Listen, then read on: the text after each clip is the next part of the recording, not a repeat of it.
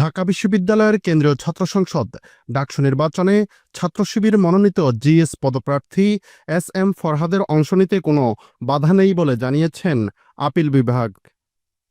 বুধবার প্রধান বিচারপতি সৈয়দ রেফাত আহমেদের নেতৃত্বাধীন ৭ সদস্যের পূর্ণাঙ্গ আপিল বেঞ্চে আপিলের শুনানি শেষে এই সংক্রান্ত আদেশ আসে।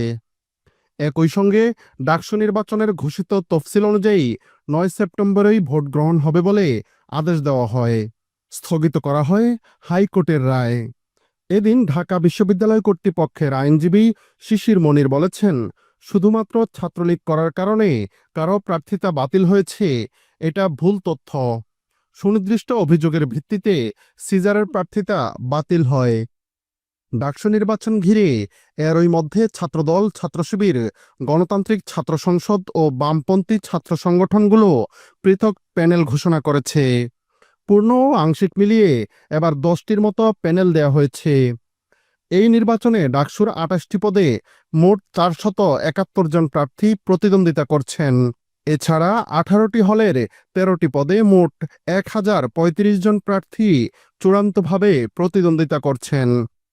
বিচারপতি এস.কে. তাহসিন আলী ও হাবিবুল গনির আদালতে ডাকসু নির্বাচনে জিএস প্রার্থী ও শিবির নেতা এস.এম. ফরহাদের প্রার্থিতা চ্যালেঞ্জ করে রিট করে ডাকসুর অপরাজয় ৭১ অদম্য ২৪ প্যানেলের মুক্তিযুদ্ধ ও গণ আন্দোলন বিষয়ক সম্পাদক বি.এম. ফাহমিদা আলম।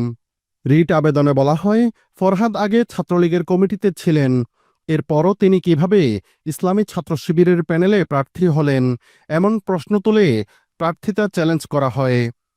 অপরাজয় ৭১ অদম্য ২৪ প্যানেলে ৩টি বাম সংগঠন এবারের ডাকসু নির্বাচনে লড়ছেন।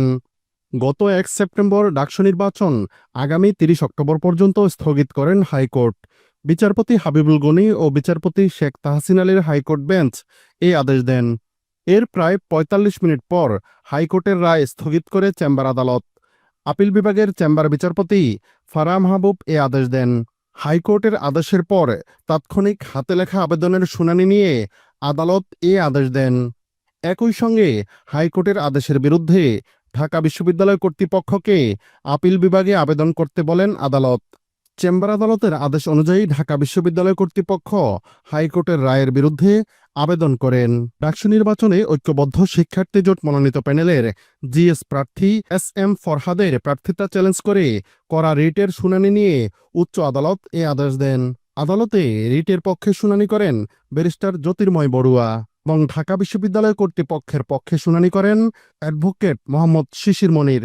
হাইকোর্ট আদেশে রিটকারী ও ডাকসু নির্বাচনে মুক্তিযুদ্ধ ও গণতান্ত্রিক আন্দোলন বিষয়ক সম্পাদক প্রার্থী বি.এম. ফাহমিদা আলমকে জিএস পদপ্রার্থী এস.এম. ফরহাদের বিরুদ্ধে আনা সব অভিযোগ আগামী ১৫ দিনের মধ্যে ডাকসুর নির্বাচনী ট্রাইব্যুনালে দাখিল করতে বলা হয়। একই সঙ্গে এ আদেশের বিরুদ্ধে চেম্বার আদালতে আবেদন করে ঢাকা বিশ্ববিদ্যালয় কর্তৃপক্ষ।